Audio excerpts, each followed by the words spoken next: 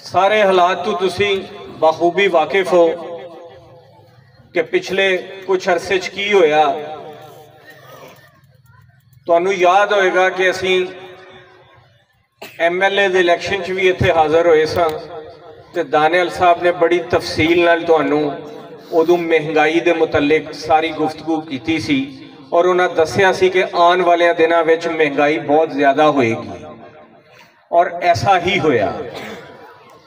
और उन्हें हुण भी महंगाई का ही तहरीक शुरू की हुई है कि महंगाई नू कंट्रोल किया जाए। तो जो कोई हक और सच की गल करता है तो फिर उन्होंने रस्ते च रुकावटां भी आंदियां ने। उन्होंने ये भी कहा जाता है कि तुहाडी वजह तो पार्टी की साथ नू नुकसान पहुंचे है। हालांकि सच्ची गल करन नाल नुकसान नहीं पहुंचता बल्कि पार्टी की जमात की उस शख्सियत की इज्जत च इजाफा होता है। अगर कोई बंदा किसी मर्ज की कोई डॉक्टर उसकी तशखीस करता है और दसदा है मरीज नू कि तेनों कैंसर हो चुका है तो वह कैंसर का इलाज शुरू होता है, ये कोई बुरी गल नहीं होंगी।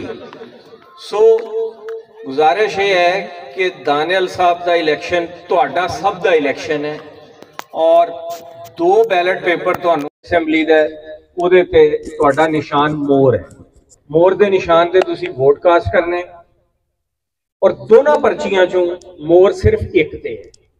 जिहदे ते मोर है उहदे ते तुसी मोर के निशान से वोट कास्ट करना है। दूसरी पर्ची तुसी प्रैशर कुकर से वोट कास्ट करना है। मेरे भाईओ, ये इलाका तुसी पहले भी वोट कदे इतफाक नाल भी दिते, कदे बिखर के भी तकसीम भी होए वोट, लेकिन वोट जिथे भी गए किसी ने तस्लीम नहीं किया तुहानू। तो जिस जेड़ा तस्लीम नहीं करता, जिथे इज्जत नहीं उत्थे जान का कोई मकसद कोई नहीं।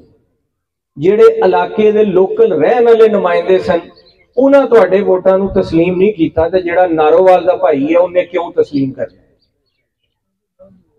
सो गुजारिश ये है कि पहली दफा मैं अपने मेरा 5वां इलैक्शन है, सानू भी हुकूमतां दी हिमायत हासिल रही है, दूसरे लोगों को भी रही है, लेकिन वोट तुसी आज़ादी नाल पाए ने।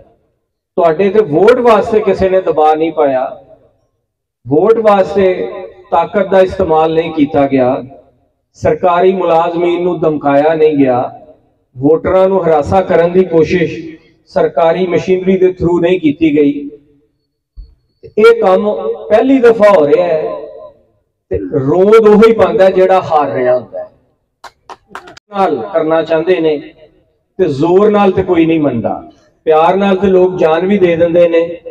ते ये इलाका, ये हल्का मेहनती लोगों का इलाका है, इज्जतदार लोगों का इलाका है और जिहड़े मेहनती और इज्जतदार होंदे ने वो अपनी इज्जत की हिफाजत करना भी जानते हैं। और मैनू तुहाडे तावन, तुहाडे चेहरे वेखदे होया, तुहाडी इस्तकामत वेखदे होया कभी यकीन है कि इंशाअल्लाह 8 तारीख को ये जिहड़ा फिरौन इस इलाके ते अपने आप को मुसल्लत करना चाह रहा है, इसका सियासी तौर पर कला कमा हो जाएगा।